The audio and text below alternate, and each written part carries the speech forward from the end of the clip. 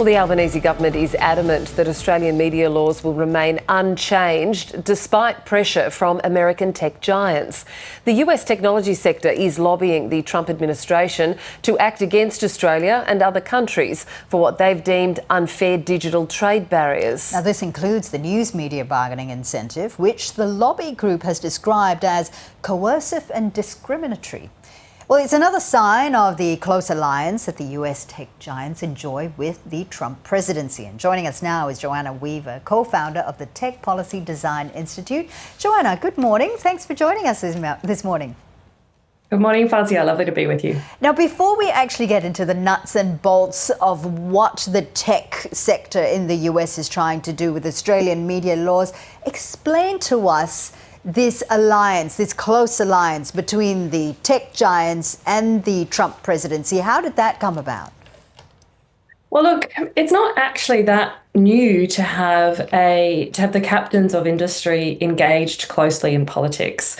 What is different about this is that we're seeing them so visibly engaging, including, for example, having multiple tech billionaires at the inauguration of President Trump, but also, in particular, the relationship that Musk has. So his appointment to DOGE, this Department of Government Efficiency, his quasi-government status that he's been given, and the role that he's working very closely with President Trump to drive efficiency. And I think there's a lot of concerns that people have about the transparency and accountability that comes from that. Yeah, it is interesting, though. Some of these major tech bros, shall we call them, were very critical of President Trump in his first presidency.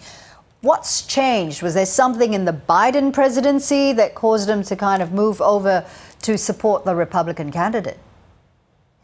I don't know that it was so much something that happened during the Biden administration. There is some people who report that it was because of the way that the Biden administration was looking to regulate, for example, artificial intelligence. I actually think it's more opportunistic than that. I think that a number of these tech companies have recognized that, there has been this change, potentially supported the change for some of them through fundraising and support for Trump's campaign. And now there's very much been what people have described the kissing of the ring. So, now that you have this new president, that they are recognizing that this has enormous business opportunities for them. And, when push comes to shove, companies are responsible to their shareholders. And they really are trying to, make hay while the sun shines in that respect.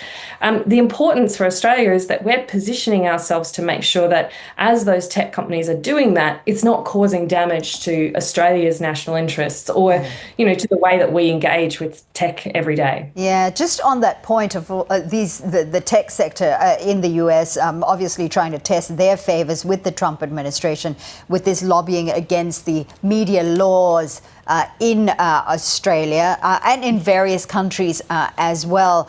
What do you think would eventuate with their efforts? Well, I think what's interesting about this is the Communications and Information Industry Alliance, which is a very old industry organisation, basically a tech lobby group, that's been in place for over 50 years, largely represents all of the big tech companies now largely sitting in Silicon Valley, has responded to the US government's request for, they basically went out, Trump said, tell me where you have tensions or friction in your engagements in the global economy. So this Communications and Industry Association has created a list. What's interesting about the list is who's on it and who's not on it. Noticeably, China is not on it. Now, I think that is quite possibly because this is in response to Trump's call for reciprocal tariffs, and China is already covered by many of the existing measures. But then the countries that are listed are countries that traditionally would be considered the US's allies and certainly economic partners. The EU, Australia, many countries, Canada, for example. So there's a big shift in terms of what's being focused. And I think somewhat ironically, this industry association's tagline, which it has been for many years, starts with open markets, open systems, and open data. And I certainly think they probably need to have a look at what their tagline is, given the policies that they're advocating for. The policies, I would say, if Australia wasn't listed on this list of alleged barriers to trade, we would be concerned that one way to look at this list is to say that anyone who is on this list is a country that is trying to regulate technology in the best interests of their populations. And that's why we're currently being targeted.